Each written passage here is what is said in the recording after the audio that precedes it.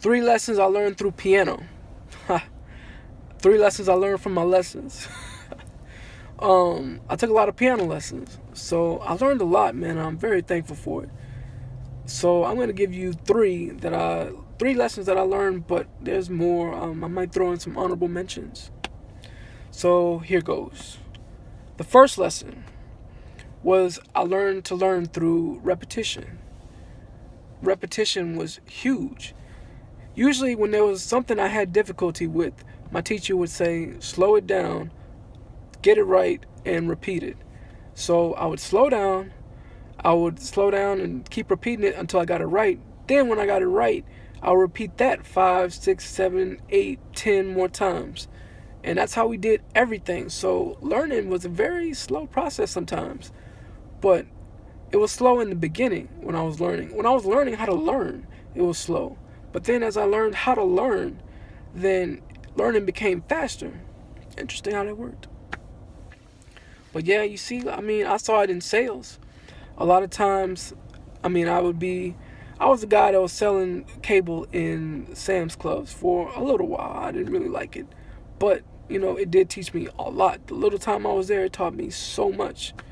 Because we would be in the back training how to say hey to a customer, training how to say, try to say our whole system to a customer, just training. And training was repetition. It was all repetition. And then after we would do all this repetition, like in back rooms before we went out there to, actually sell, we were told to repeat it to the customer. Like we were told to repeat things to customers so they get it, so they learn all the features and the benefits, because we threw a lot at them, so we needed to repeat a lot. And that just helped, man. The people who sold the most were the people who actually repeated a lot of what the program was offering. And by the program, I meant, the cable. So yeah, I really learned how to learn through repetition, and I feel like that was the best way I learned, so I started taking that to a lot of other things. And yeah, that was just the first lesson. So the second lesson was that mistakes were okay. It almost seemed as, in this aspect, like I was living two worlds, because as I was going to school, mistakes were definitely not okay. Mistakes, got you penalized, they got points taken off of you, on your your assignments or your tests or your quizzes or whatever. So in school I was like, man, you make mistakes, you might get put in detention. You know what I'm saying, you make a mistake with the clock and you're tardy now. You might have made a lot of mistakes that way and you've racked up a lot of tardies. So man, it just really, I feel like school really punished you for mistakes. Then I would go outside, have my piano lessons, and make tons of mistakes, and everything was okay. When I would make the mistakes in piano, my teacher would be like, oh, okay, you just made a mistake here, let's try that again, and change this time, and then repeat that 5 or 6 more times.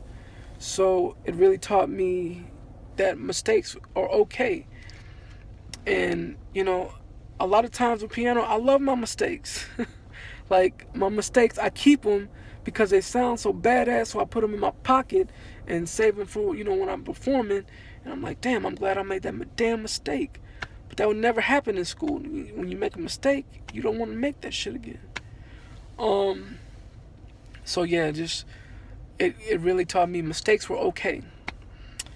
And then the most important lesson I learned from piano was, of course, again, the dip.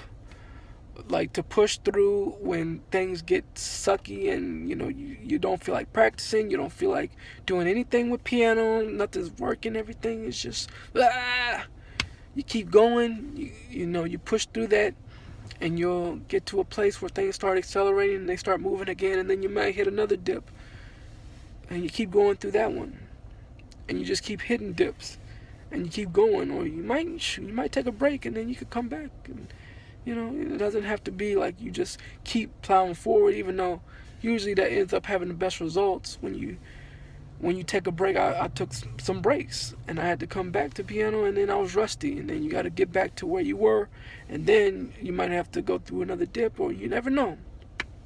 But such is the such is the path of adventure. You know, you wouldn't want everything to be just hunky dory, okay. Which actually brings me to an honorable mention.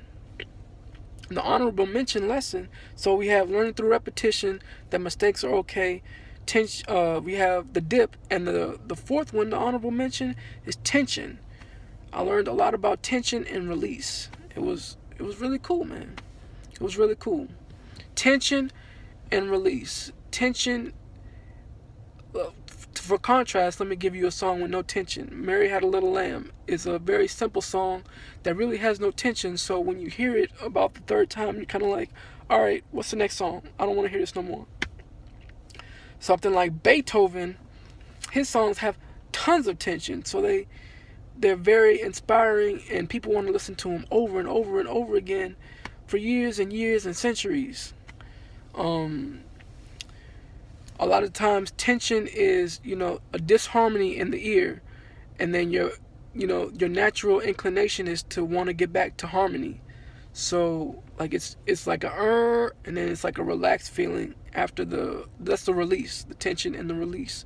You see tension and release everywhere.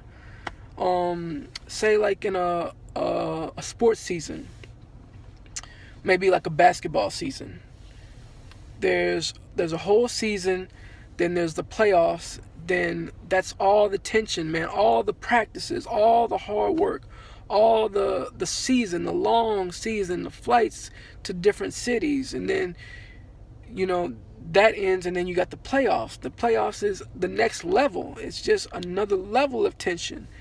So you got all that tension, and then the release is the trophy. They got the championship, then whoever wins that championship gets the trophy. The trophy is the release.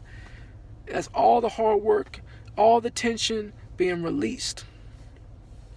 And the party, and you got the celebrations and all the parties and the everything, all that is in the release.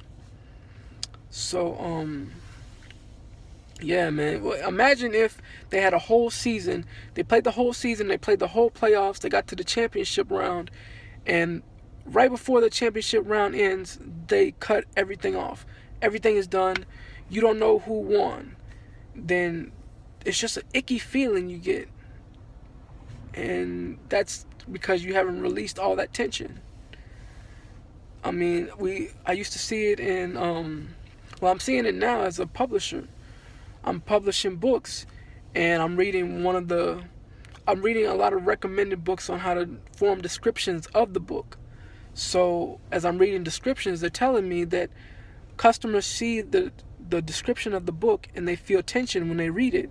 Now, it's your job to release that tension, to make them feel. It's your job to make them feel that tension when they're reading the book. So the release is them buying the book. When they're reading the description of the book, when they're reading the description of the book, that's when you want them to feel the tension. Then when they buy the book, that's their release. So they have to be, amped up to buy the book, and then, the release is the tension. You see, man, it's in a lot of places. So, yeah, piano really kind of introduced that concept to me. It's sexual tension. But I'm not gonna get into that. So, yeah, those are a lot of lessons I learned from piano. Or those are the main lessons I learned from piano. I learned a lot of lessons from piano. I'm very thankful, and I will see you tomorrow.